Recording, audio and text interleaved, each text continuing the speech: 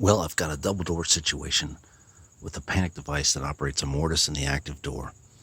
And the inactive door is going to have a vertical rod on it. And we need this strike to be able to function. So we're going to cut the back out of the strike. I'm using a HES 1006 with the, solenoids and electronics in the lip. And we're going to cut the back out of this strike. I've created this bridge block here out of a piece of wood that's going to just help stabilize the faceplate, because it's going to end up needing to be cut and be in two separate pieces.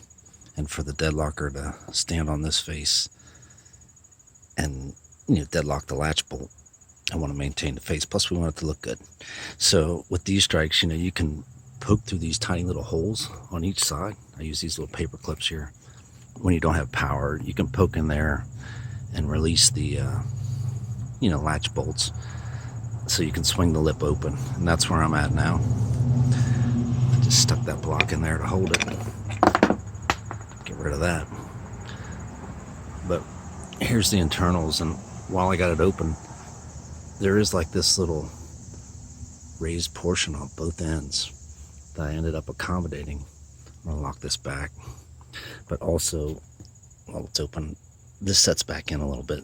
So I made a block that sits in here, pulls back, and I left room for one of the strike shims. I probably should have left room for both, but they make these little shims for the thickness, just to make the door feel tighter. And those screw to these little threaded holes right there and there.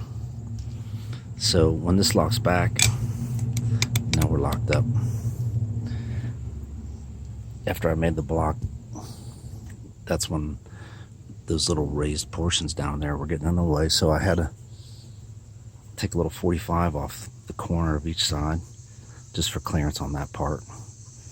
And this end here is notched to be able to drop in there and pull back underneath. There's a little bit of a raised lip there.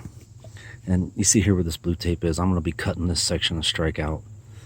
Probably just going to use a cutoff wheel and a Dremel and cut down and across and get rid of that bridge, so when the inactive door panic bar is hit, this will have clearance to swing open and close again around that latch bolt, with this being the secure side that keeps things from opening up.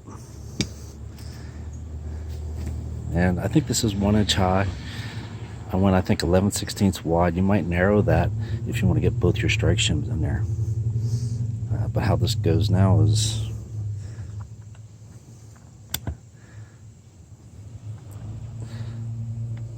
that drops down in there and then pulls back.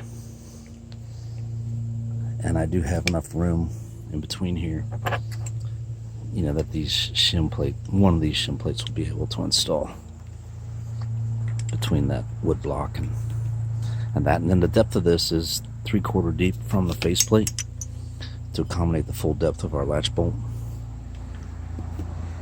And I did, after the fact, so to speak, I've pilot drilled this faceplate. I'm not going to cut this off till I get to the job site.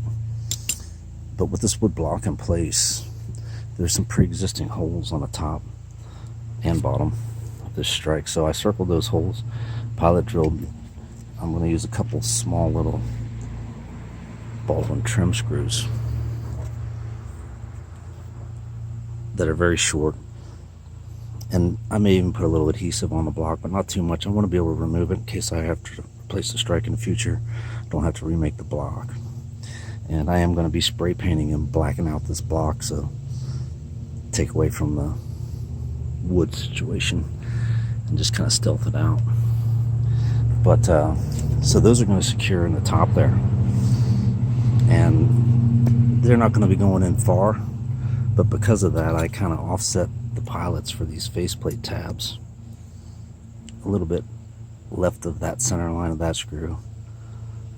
And I'm going to go easy with a couple really small stainless screws. And I'll probably, once the strike's in on the job, I'll situate the faceplate, screw it to the door and pilot these two holes. After that point, I'll take it back out, cut this bridge out, and install a top and bottom tab, maybe with a little adhesive we just want to keep that tab from spinning and keep it on there to activate this dead lockers up here on this door.